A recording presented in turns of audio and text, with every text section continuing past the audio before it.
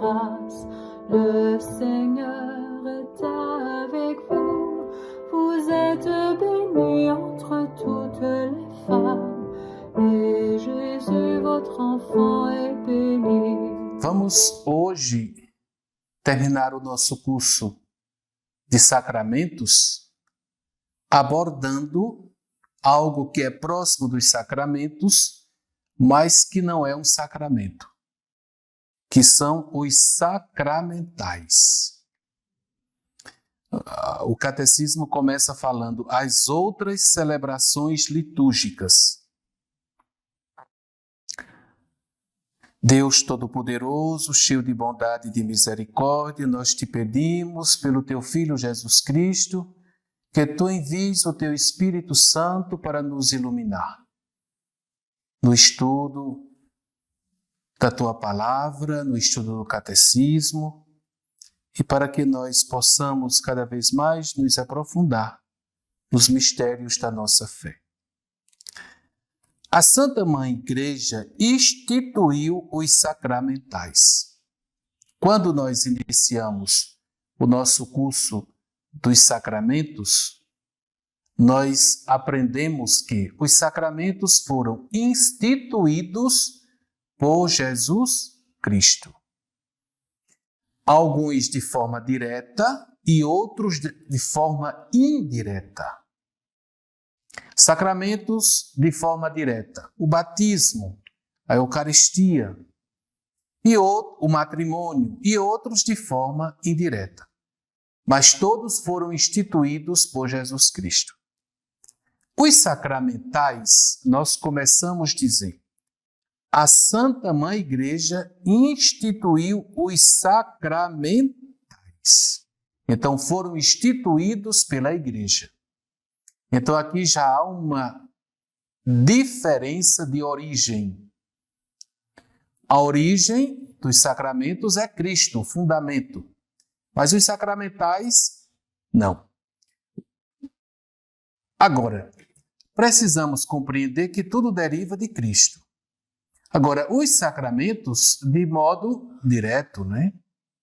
Os sacramentais, de forma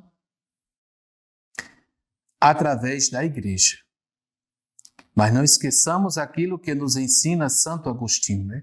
A Igreja é o Cristo total, cabeça e membros. Então, todos têm a sua derivação de Cristo.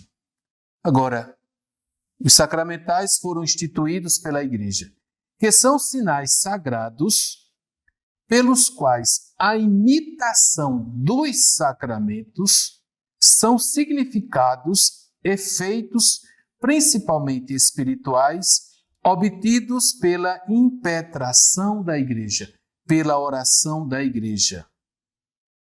Então, pelos sacramentais, os homens se dispõem a receber o efeito principal dos sacramentos e são santificadas as diversas circunstâncias da vida. Então, os sacramentais nos ajudam a viver os sacramentos. São instituídos pela Igreja em vista da santificação de certos ministérios seus, de certos estados de vida, de circunstâncias muito variadas. Segundo as decisões pastorais dos bispos, podem também responder à necessidade, à cultura, à história própria do povo cristão de uma determinada região. Compreende sempre uma oração, acompanhada de determinado sinal, como a imposição da mão, o sinal da cruz, ou a aspersão com água benta. Está vendo? Então, dependem do sacerdócio batismal. Todo batizado é chamado a ser uma bênção e a abençoar. Eis porque os leigos podem presidir certas bênçãos. Os leigos podem presidir. Quanto mais uma bênção se referir à vida eclesial e sacramental, tanto mais sua presidência será reservada ao ministério ordenado, bispos, presbíteros, padres ou diáconos. Os sacramentais não conferem a graça do Espírito Santo. Então, não conferem a graça do Espírito Santo. Sacramentais não.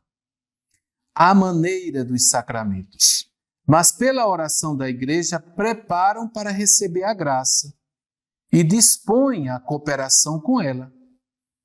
Está vendo? Então, uma bênção que você dá, você joga água benta na cabeça de uma pessoa, a imposição das cinzas na quarta-feira de cinza, não é um sacramento, né? É um sacramental. Agora, é um sacramental que nos ajuda a viver bem a dimensão do sacramento. Então, a bênção de uma imagem, a imposição de um escapulário, né? Agora, a imposição do escapulário, você precisa viver a vida cristã. Os sacramentais não são amuletos. O amuleto, né, que você bota, por exemplo, uma fitinha na mão, no braço para livrar você de tais coisas. Sacramental não é isso não, né? Eu vou usar o escapulário para me livrar de tais coisas. O que vai livrar você do mal é você praticar o bem. Agora, o escapulário, né, é um sinal que você traz em você e que vai lhe lembrar a vivência do Evangelho. Se eu coloco um texto no meu carro e eu não vivo o Evangelho, não funciona não. Não funciona não. Eu coloco um texto no meu carro e fico praticando todo tipo de coisa errada, né? Prostituição, todo tipo de coisa dentro do carro. Aí o texto vai me livrar de alguma coisa? Não, não vai livrar não. Você tem que rezar o texto. Aí rezando o texto, né, vivendo a vida cristã, aí você vai poder dizer muito bem a forma como você vai viver. O texto vai ser um sinal dessa proteção divina que você está vivendo. Então, os sacramentais não são amuletos, não. Para os fiéis bem dispostos, quase todo acontecimento da vida é santificado pela graça divina, que flui do mistério pascal da paixão, morte e ressurreição de Cristo, do qual todos os sacramentos e sacramentais adquirem sua eficácia. Né? E quase não há uso honesto de coisas materiais que não possa ser dirigido à finalidade de santificar o homem e louvar a Deus. Então, todos os objetos que a gente usa para a nossa santificação são sacramentais, são abençoados por Deus. Agora vamos ver aqui as diversas formas de sacramentais. Entre os sacramentais figuram, em primeiro lugar, as bênçãos. Padre, vamos dar uma bênção na minha casa? O povo faz isso constantemente. Então a gente vai lá, tem um rito, e a gente, através daquele rito, dá uma bênção naquela casa. Está vendo? É um sacramental. Agora, é preciso que naquela casa se viva o Evangelho. Senão não tem possibilidade. De jeito nenhum. Né? Toda bênção é louvor de Deus e pedido para obter seus dons. Em Cristo, os cristãos são abençoados por Deus, o Pai, de toda sorte de bênçãos espirituais. É por isso que a igreja dá a bênção invocando o nome de Jesus e fazendo habitualmente o sinal sagrado da cruz de Cristo. Certas bênçãos têm um alcance duradouro. Tem por efeito consagrar pessoas a Deus e reservar para o uso litúrgico objetos e lugares. Né? Então, a bênção do altar, a bênção dos objetos litúrgicos, né? A bênção do terço, a consagração de algumas pessoas. Entre as destinadas a pessoas, não confundi-las com a ordenação sacramental, figura a bênção do abade, de um mosteiro, né? A consagração das virgens e das viúvas.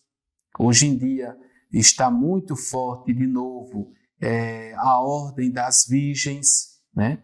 Que é uma consagração que uma virgem faz por toda a vida para viver o Evangelho, né?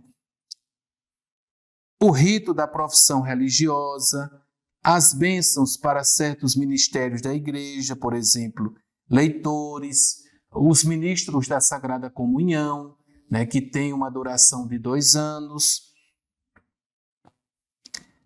Como exemplos daquelas que se referem a objetos, a gente pode citar a dedicação ou a bênção de uma igreja ou altar, a bênção dos santos óleos, dos vasos, das vestes sagradas, de sinos.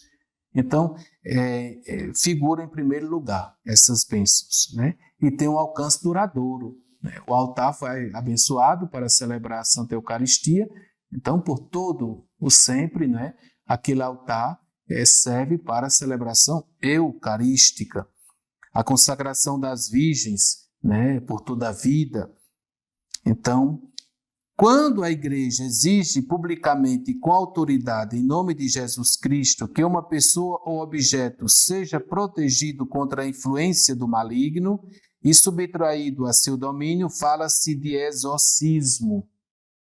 Então, sob uma forma simples, o exorcismo é praticado durante a celebração do batismo. O exorcismo solene, chamado grande exorcismo, só pode ser praticado por um sacerdote com a permissão do bispo. Então, o bispo elege um padre para ser o exorcista na diocese, né? Aqui na nossa diocese de Campina Grande, nós temos o padre Aparecido e o padre Fagner. São os exorcistas oficiais. O bispo escolhe esta pessoa. É necessário proceder com prudência, observando estritamente as regras estabelecidas pela Igreja. O exorcismo visa expulsar os demônios ou livrar da influência demoníaca, e isto pela autoridade espiritual que Jesus confiou à sua Igreja.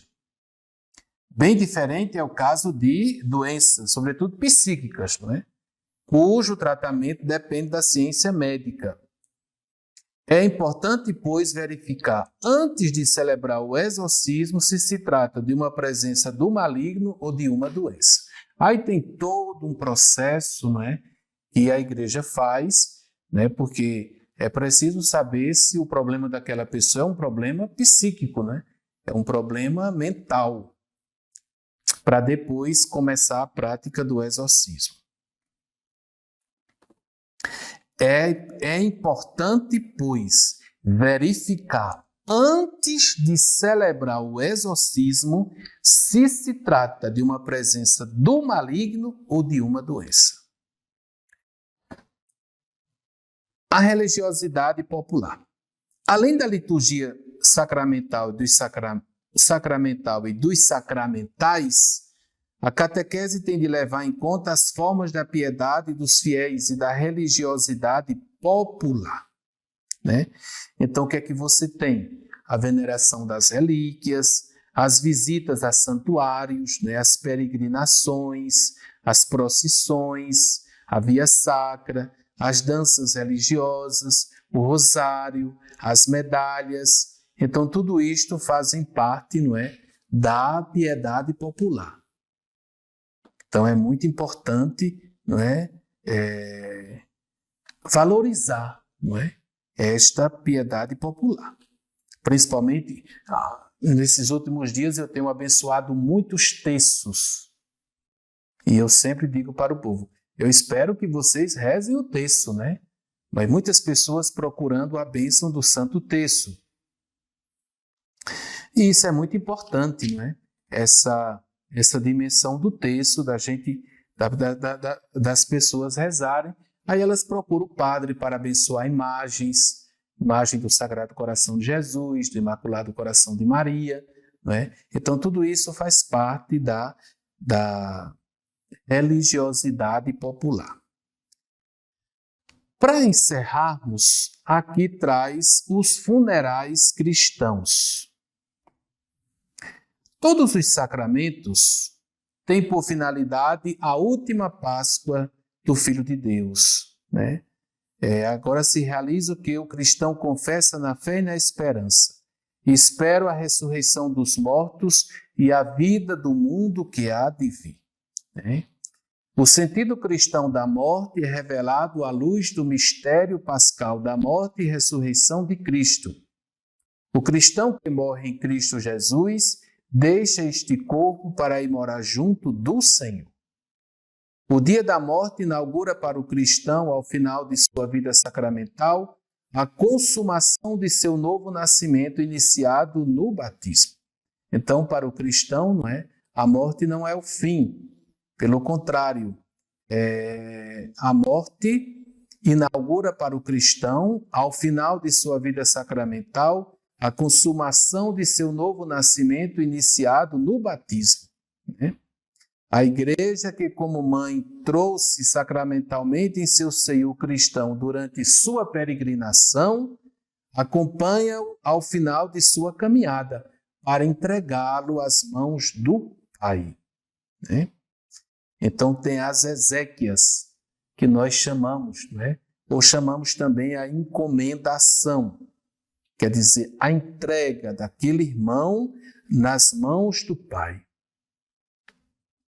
E depois tem a celebração do santo sacrifício da missa pelos nossos irmãos, falecidos. Então, a celebração dos funerais. Os funerais cristãos são uma celebração litúrgica da Igreja. O ministério da Igreja tem em vista que tanto exprimir a comunhão eficaz com o defunto, como fazer a comunidade reunida participar das exéquias, né? Então, os diferentes ritos dos funerais exprimem o caráter pascal da morte cristã. Então, veja bem, Na morte cristã, o cristão celebra a vida, É toda uma celebração. Então, existe o rito das exéquias da liturgia romana, propõe 3 tipos de celebração dos funerais: a casa, a igreja e o cemitério, Geralmente a gente vai na casa, e faz uma celebração das exéquias para com aquele irmão que já faleceu. Onde a gente faz uma acolhida, e tem uma celebração da palavra, uma breve homilia, e depois se reza as orações, de encomendação, onde nós entregamos aquele irmão que faleceu nas mãos do Pai, Às vezes também pode acontecer a celebração da missa. O adeus ao defunto é sua encomendação a Deus pela Igreja. Este é o último adeus pelo qual a comunidade cristã saúda um de seus membros antes que o corpo dele seja levado à sepultura. Agora, muito importante também é a missa, A gente tem a tradição da missa de 7º dia, da missa de 30 dias, 1 ano do falecimento daquela pessoa, a família procura celebrar a missa, ou as pessoas sempre têm o costume, de mandar celebrar a missa pelos seus falecidos. É um ato de piedade cristã para com os nossos irmãos, E deve ser muito valorizado pela comunidade cristã. A Igreja sempre rezou pelos falecidos. No século IV, nós encontramos nas catequeses de São Cirilo de Jerusalém, quando ele fala da missa, fala do momento em que a Igreja reza pelos seus irmãos falecidos, pelos seus filhos falecidos, Nas confissões de Santo Agostinho, Santa Mônica, quando já estava à beira da morte, diz a Agostinho, que sempre lembre dela quando estiver no altar, da celebração da Santa Missa. Então é uma prática piedosa, E que nós não devemos esquecer, não. Devemos valorizar muito, a oração pelos nossos irmãos que estão passando por um processo de purificação, o qual a Igreja deu o nome de purgatório. durante esta formação, né, é claro que vai chegar um momento em que vai se falar do purgatório. Tem muitos católicos que não acreditam, né, no purgatório. Não está na Bíblia diretamente, mas está na Bíblia de forma indireta. Porque ninguém pode ver a Deus se não estiver purificado. Nada de impuro poderá entrar no céu. Então, muitos dos nossos irmãos morrem, né, ainda com manchas do pecado. Porque nós já aprendemos, não é, que a confissão sacramental, ela perdoa a culpa, mas ela não tira as consequências do pecado. Essas consequências do pecado nós vamos enfrentar, não é, na nossa vida, através da penitência e também dos acontecimentos da vida. Mas, às vezes, a pessoa morre, geralmente a pessoa morre, sem estar ainda totalmente purificada. Então, a pessoa vai viver um processo de purificação, que não é dentro de um lago de fogo, né, como a gente costuma, isso são imagens que foram criadas, né? Porque na Bíblia fala muito da purificação como se purificava o ouro, e o ouro você purifica no fogo. Então, há uma purificação da pessoa, né? E é um processo, né, que a pessoa passa, onde a pessoa vai, não é, tirar todas essas nódoas, todas essas coisas que o afasta de Deus, não é? As tendências pecaminosas que a pessoa ainda leva. Então, a esse processo, a Igreja deu o nome de purgatório. Não é um lugar, não é? É um estado que a pessoa passa, uma situação que a pessoa passa, próprio de cada pessoa, cada um vai ter, porque depende muito da vida de cada pessoa, é fruto da misericórdia de Deus, não é? Porque o céu não entra nada de impuro, mas também Deus, nosso Senhor, não vai jogar no inferno, não é? Por qualquer coisa, por qualquer motivo. Então, passa-se por esse processo de purificação. E neste processo de purificação, conta muito as nossas orações, não é? Então, a gente precisa rezar, pedir a nosso Senhor, não é? Que Ele purifique aquele nosso irmão, para que o nosso irmão possa gozar da visão do céu, da visão de Deus, da visão beatífica. Então, a oração pelas as almas do purgatório é isto, né? É pedir a Deus que Ele intensifique a purificação daquele nosso irmão, para que ele se torne belo aos olhos de Deus. É muito eficaz, é muito importante e nós devemos sempre praticar. Você pode, quando rezar seu terço, rezar pelas almas do purgatório, rezar o ofício, você pode oferecer missas, penitências, ou então indulgências, não é? A gente fica, agora mesmo, estamos vivendo esse momento dos 75 anos da nossa diocese, e a gente sempre fica naquela prática, não é, de ir receber as indulgências. Que tal você oferecer as suas indulgências pelas almas do purgatório? Você pode fazer isso também. E você não vai perder, não. Ah, padre, mas aí como é que eu vou ficar? Você vai ganhar muito mais. Porque enquanto mais a gente dá, mais a gente ganha, né? Maria foi a que mais recebeu de Deus. Por quê? Porque foi a que mais se deu a Deus, né? Então você pode oferecer as indulgências que você vai receber lá na catedral pelas almas do purgatório, não é? Então, ou então obras de caridade que você faz, você oferece pelas almas do purgatório. Então tem toda uma caminhada, todo um processo, muita coisa boa que você pode fazer, não é? Eu lembro que quando eu fui participar da formação, não é, para me tornar membro da fraternidade do irmão Carlos de Foucault, nós passamos 30 dias de formação e teve um formador que quando ele ia rezar a missa, ele sempre rezava pelas almas mais abandonadas. E a nossa espiritualidade de Foucault, ela procura enfatizar muito o trabalho com os mais abandonados, não é?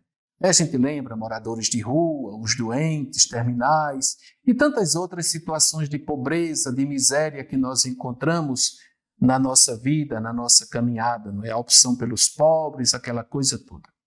Mas esse formador, quando ele ia celebrar a missa, ele dizia assim, pelas almas mais abandonadas. E aí ele disse, olha minha gente, assim como nós encontramos tantas pessoas no nosso mundo em que estão abandonados, ninguém se lembra deles, não é? Nós também, lá no processo de purificação, existem aqueles que ninguém reza por eles. A família não lembra, porque às vezes a família não acredita, ou a família participa de outra religião, não é? E que não reza pelos mortos. Então, existem muitos dos nossos irmãos que já partiram para outra vida, que se sentem abandonados. Não é claro que quando a igreja reza, celebra a missa, celebra por todos os falecidos. Mas eu acredito que as pessoas lá devem ficar muito felizes quando diz assim, olha, meu filho lembrou hoje de mim, ele rezou por mim. Não é? Então ele dizia isso para a gente. E aí eu aprendi, não é? Também a rezar pelas almas mais abandonadas, não é? Por aquelas que ninguém reza por eles. Então, nas suas orações também, você procure rezar pelos nossos irmãos mais abandonados que já partiram para a casa do Pai e que ninguém lembra de rezar por eles. Deus Todo-Poderoso, cheio de bondade, nós te agradecemos por tantos bens que tu nos dás, seja através dos sacramentos, seja através dos sacramentais. Senhor, tu sempre queres a nossa salvação. Muito obrigado, Senhor. Isso é fruto da tua bondade e da tua misericórdia. Isso é fruto do teu amor. Ensina-nos a corresponder a este amor. Isto te peço por Cristo nosso Senhor. Sainte Amém. Marie, Mère de Dieu, priez pour nous, pauvres pécheurs,